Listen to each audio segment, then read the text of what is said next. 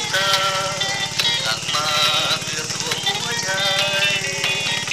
ยามเห็นน้องไปผู้ชายใหม่ไอ้เห็นใจอ้ายนั้นคือเกือบจะดีเต้นอย่าบายผู้เห็นน้องเคียงคู่กันอยู่เมืองเขมรแล้วนี่ข้าวอยู่เมืองลาวใจหยิบไปโยกกันไปน้องคงลืมอ้ายจึงควงสายใหม่สงสารยามเห็นเขากอดเขาจูบน้องนั้นอ้ายผู้ตื่นตันน้ำตาลวงลิ้น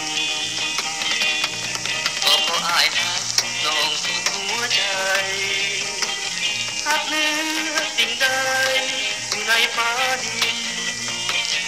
จึงทนเจ็บปวดใจแทบขาดดินหายแทบจะสิ้นด้วยความเจ็บและน้ำตาต้องทนรักกันต้องตามในฤทัยแม้นเสียน้องไปขอเพียงแค่ได้เห็นหน้าความบุญน้อยโดยวาสนาจึงทรมานเจ็บปวดต่อไป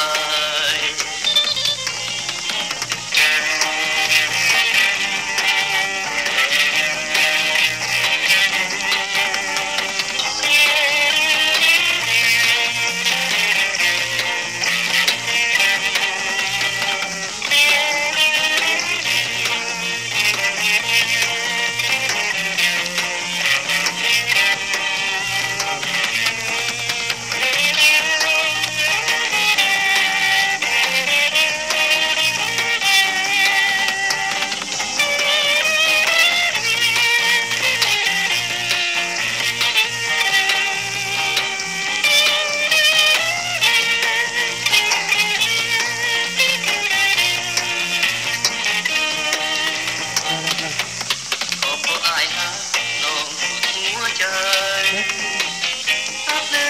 อสิ่งใดอยู่ในฟ้าดินจึงทนเจ็บปวดใจแทบขาดดินอ้ายแทบจะสิ้นด้วยความเจ็บและน้ำตาต้องทนรักกันต้องตามในฤทัยแม้เสียน้องไปขอเพียงแค่ได้เห็นหน้าอ้ายความบุญน้อยโดยวาสนาจึงทรมานเจ็บปวดต่อไป